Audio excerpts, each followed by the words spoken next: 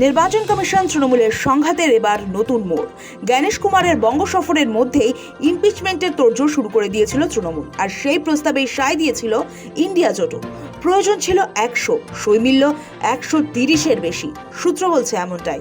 ফলে জ্ঞানেশ কুমারের ইমপিচমেন্ট প্রস্তাবে বেশ খানিকটা অগ্রগতি এলো বিরোধী শিবিরে। সংসদের প্রচলিত নিয়ম অনুযায়ী লোকসভায় এই নোটিশ পেশ করতে গেলে কমপক্ষে 100 জন সাংসদদের সই প্রয়োজন। তৃণমূলের উদ্যোগে সাড়া দিয়ে বিরোধী শিবিরের 130 জনের মতো লোকসভা সাংসদ বুধবারের মধ্যেই তাদের ইমপিচমেন্ট নোটিশে সই করে ফেলায় অনেকটাই নিশ্চিন্ত রাজ্যের শাসক দল।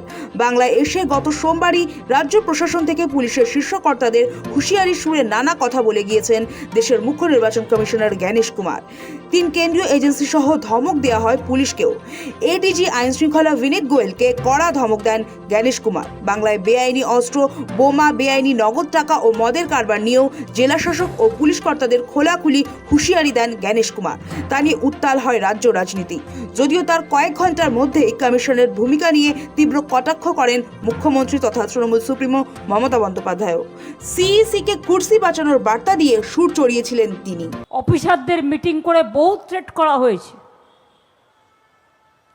শুধু এখন অ্যাকশন নেবে তা নয়, যদি ওনার কথা না শোনে, মানে ভ্যানিশিং পাউডার। মে মাসের পরেও নাকি উনি অ্যাকশন নেবেন। আমি বলি, সাহস থাকা ভালো, কিন্তু দুঃসাহস থাকা ভালো না। মনে রাখবেন, মে মাসের পরে আপনি থাকবেন তো আপনার চেয়ারে, আগে সেটা ঠিক করুন, তারপরে বাংলার অফিসারদের থ্রেট করবেন, বাংলার মানুষকে থ্রেট করবেন।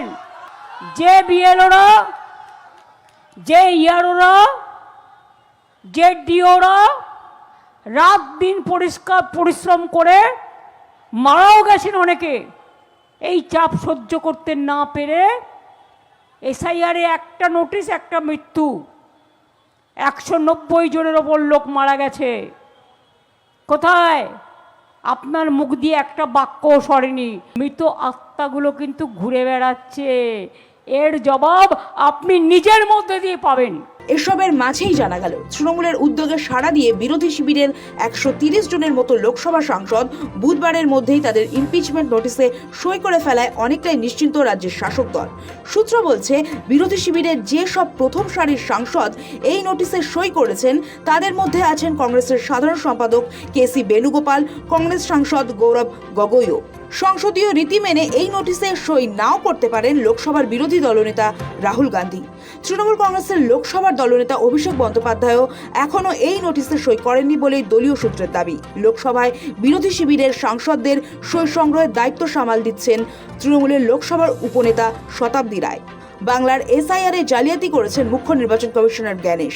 রাজ্যের মানুষের ভোটাধিকার ছিনিয়ে নেওয়ার চেষ্টা করেছেন অনৈতিকভাবে নিজের সাংবিধানিক পদের অপব্যবহার করে। পাশাপাশি প্রশাসনিক সর্বোচ্চ পদে আসীন জনপ্রতিনিধিদের সঙ্গে দুর্ব্যবহার করেছেন তিনি। মূলত এই 3টি অভিযোগের ভিত্তিতে জ্ঞানেশ কুমারকে অপসারণ করতে আগ্রহী বাংলার শাসক দল। সূত্র বলছে, রাজ্যসভাতেও এই ইমপিচমেন্ট নোটিশ পেশ করার সম্ভাবনা খোলা রেখেছে তৃণমূল।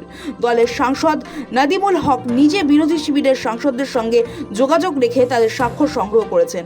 সূত্রের দাবি, রাজ্যসভার 60 সাংসদ ইতিমধ্যেই তৃণমূলের এই নোটিশে সই করে দিয়েছেন। সংসদীয় নিয়ম অনুযায়ী রাজ্যসভায় এই নোটিশ পেশ করতে গেলে কমপক্ষে 50 জন সাংসদের সই প্রয়োজন। সব মিলিয়ে পরিকল্পনা মাফিক এগোলে জ্ঞানেশ কুমারের ভূমিকা ও নিরপেক্ষতা নিয়ে তুমুল রাজনৈতিক বিতর্কের আবহ তৈরি হতে পারে। তৃণমূলের উদ্যোগে চলতি সপ্তাহে সংসদীয় কার্যালয়ে পেশ করা হতে পারে মুখ্য নির্বাচন কমিশনারের বিরুদ্ধে ইমপিচমেন্ট প্রস্তাবের নোটিশ। এরপর স্পিকার এবং রাজ্যসভার চেয়ারম্যান ওই প্রস্তাব নিয়ে আলোচনার ব্যাপারে সিদ্ধান্ত নেবেন। আলোচনার অনুমতি মিললে বিতর্কের পর সেই প্রস্তাব নিয়ে ভোটাভুটি হবে। ফলে জ্ঞানেশ কুমারের ইমপিচমেন্ট প্রক্রিয়া দীর্ঘ এবং তাতে বহু সাংসদদের সমর্থন প্রয়োজন। তবে আপাতত প্রথম ধাপে উত্তীর্ণ বিরোধী শিবির। বিরোধী শিবিরের এই পদক্ষেপ কেন্দ্রীয় সরকারের উপর রাজনৈতিক চাপ বাড়ানোর কৌশলের অংশ। ব্যুরো রিপোর্ট, সময়, কলকাতা।